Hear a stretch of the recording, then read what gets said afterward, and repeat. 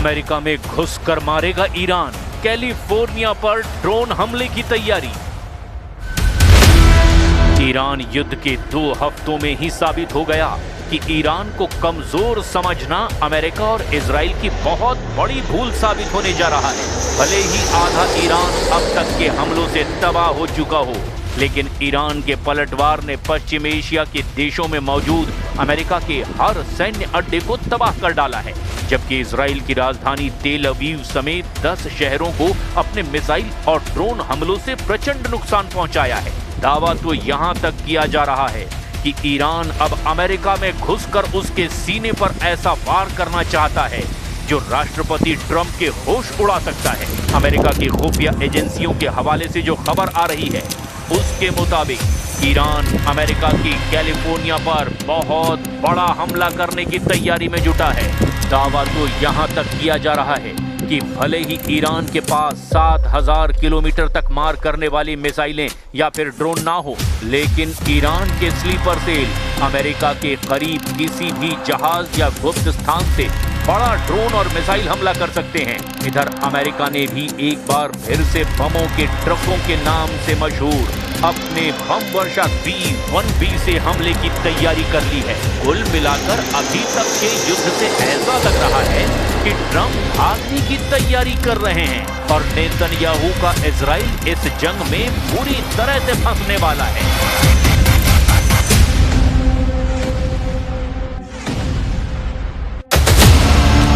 Iran का target California, America में high alert.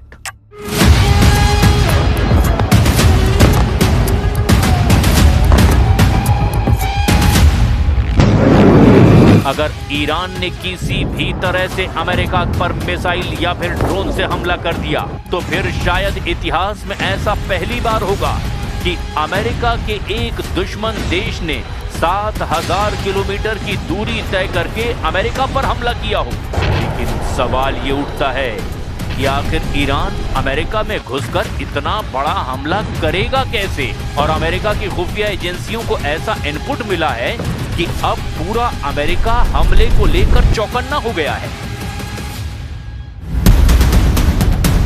America की एजेंसी FBI ने कैलिफोर्निया की पुलिस और कानून प्रवर्तन एजेंसियों को एक अलर्ट जारी किया है।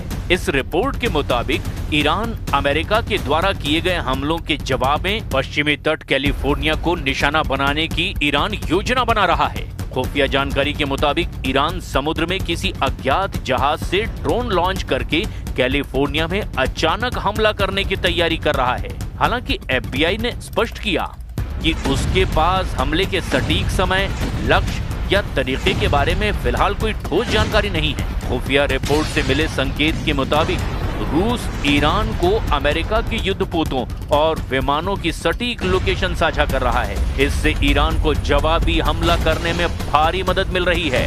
ईरान की रणनीति अब असीमित युद्ध की ओर बढ़ती जा रही है।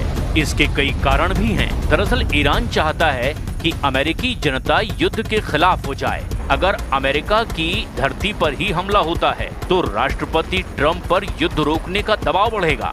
यानी ईरान एक मनोवैज्ञानिक युद्ध की तरफ बढ़ता जा रहा है। अमेरिका से भीषण बदला भी ईरान हर हाल में चाहता है। सुप्रीम लीडर खामनेई और दूसरे शीर्ष कमांडरों की मौत का बदला लेने के लिए ईरान स्लीपर सेल्स और साइबर हमलों के जरिए अमेरिका के भीतर घुसकर नुकसान पहुंचाने की ताक में बैठा हुआ है। ईरान के नए नेतृत्व ने कसम खा ली है कि वो अमेरिका को उसकी अपनी जमीन पर भारी कीमत चुकाने पर मजबूर करेंगे।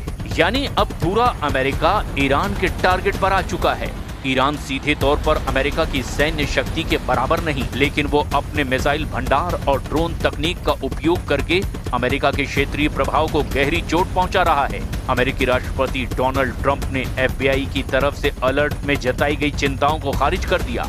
जब उनसे पूछा गया कि क्या उन्हें अमेरिका के अंदर ईरान की बदले की कार्रवाई का डर है, तो ट्रंप ने जवाब दिया, नहीं, मुझे नहीं है। इस बीच अलर्ट मिलने के बाद कैलिफोर्निया ने सुरक्षा को लेकर निगरानी बढ़ा दी है। Have you been briefed about how many Iran sleeper cells there could be inside the U.S. right now? I have been, and a lot of people came in through Biden with this stupid open border. but we know where most of them are. We've got our eye on all of them. Iran का तूफानी खौफ, बढ़ा दिए 20 गुना हमले।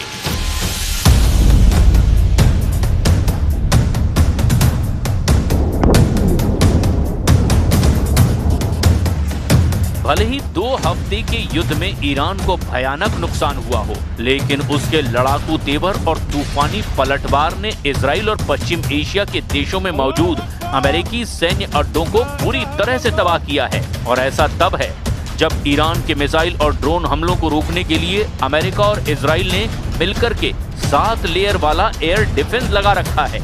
लेकिन इसके बावजूद Iran की मिसाइलें और ड्रोन अमेरिका और इजराइल पर बहुत भारी पड़ते नजर आ रहे हैं। इधर दूसरी तरफ ईरान के तूफानी पलटवार से बौखलाए अमेरिका और इजराइल ने अब 20 गुना हमले ईरान पर शुरू कर दिए हैं। अमेरिकी सेंट्रल कमांड यानी कि सेंटकॉम के एडमिरल ब्रैड कूपर के मुताबिक ऑपरेशन एपिक फ्यूरी के तहत अब तक ईरान में 5,500 से ज्यादा ठिकानों पर हमले किए जा चुके हैं। इजराइल और अमेरिका ने संयुक्त रूप से ईरान के 17 में से 10 वायुसेना अड्डों और कई भूमिगत मिसाइल केंद्रों को निशाना बनाया है। इजरायली वायुसेना ने लेबनान में हजारों हमले किए हैं, जिनमें विशेष रूप से दक्षिणी बेरूत, दाहिये और दक्षिणी लेबनान में हिजबुल्लाह के कमांड सेंटरों और हथियारों के गोदामों को निशाना बनाया गया।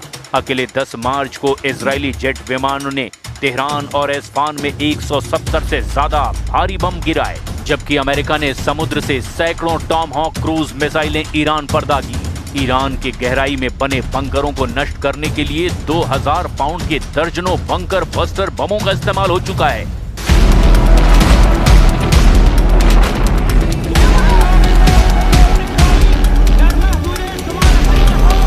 सुप्रीम लीडर अली खामनेई की मौत के अलावा ईरान के लगभग 3000 सैनिक मारे जा चुके हैं और उनकी नौसेना के 50 से ज्यादा जहाज डुबो दिए गए। ईरान की मिसाइल दागने की क्षमता अब 60% से ज्यादा नष्ट हो चुकी है। लेबनान में मरने वालों की संख्या 630 के पार पहुंच गई है और करीब 8 लाख लोग विस्थापित हुए हैं। अब अगर ऐसे हालात में ईरान अमेरिका के कैलिफोर्निया पर हमला करने में सफल होता है तो इतना तो तय है कि ईरान साबित कर देगा कि ईरान पर अमेरिका और इजराइल का हमला सबसे बड़ी गलती है और गंभीर चूक है।